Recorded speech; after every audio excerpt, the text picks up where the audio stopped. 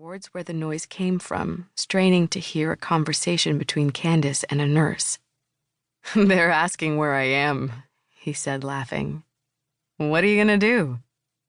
He explained to his baby that Candace had been in severe pain for some time now, and that his mother-in-law had done much of the work supporting Candace through labor, since he himself was not physically up to the task.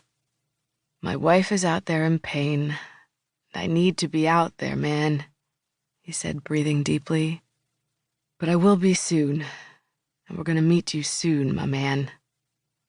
He wasn't supposed to have a child, or a wife, or a mortgage, or a permanent address even. Nor was he supposed to be fighting for his own life at the exact moment his son was starting his. But here they all were. Leighton was 6'2" and lanky. He wore jeans that were slightly too big and baggy hoodies to add bulk to his frame. His eyes were blue and warm, and his hair was the color of a russet potato. When he smiled, he looked bashful, like a 10-year-old with a crush. He cursed a lot, but there was never any malice in anything he said. He liked to put things up his nose, scrunched up tissues, pencils, his fingers. He was 33. He did not seem 33. The decade that preceded that moment of him squirming on the floor and Candace squirming in the bed next door had been a whirlwind. Leighton was never in one place or state of mind. He was always dreaming, planning, and leaving. He and Candace had dated on and off while he traveled the world, working odd jobs. He went from England to Australia to South Korea, to South Africa to Brazil, and finally back to Canada. Marriage was never a word that crossed his lips, let alone kids. And Halifax was always going to be the hometown of his past, not his present or his future. But then, a melanoma diagnosis anchored him, to Candace and to Halifax. He got married, went into remission, and Candace got pregnant. But then, the routine scans Leighton did every 6 months showed tumors in his lung and stomach. The cancer had come back. Stage 4 this time, the last, worst stage of the disease. An appointment to meet with Leighton's oncologist, Mary Davis, was hastily scheduled. Dr. Davis, or Mimi, as patients like to call her, was a tiny woman whose frame was swallowed up by the standard-issue lab coats she wore.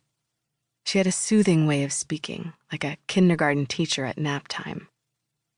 In that first meeting after the scans, Leighton couldn't really grasp what she was saying. He could tell from her body language that this was serious. She explained all the treatment options, something about surgery, more scans she wanted to order, but her soft words blurred together. Leighton felt like he had left his body and was standing somewhere else in the room, watching the scene unfold. He grew numb as Mimi continued on about this type of surgery and that type of test and exposure to radiation. He asked her, point blank, where he stood. "Sweetie, would you like to talk about living and dying?" she asked gently. There was an unusual brokenness in Mimi's tone. Her question was void of optimism. No, he would not like to talk about living and dying. She tried to offer him hope. A man from Prince Edward Island was diagnosed with stage 4 melanoma and was still alive, years later, she said.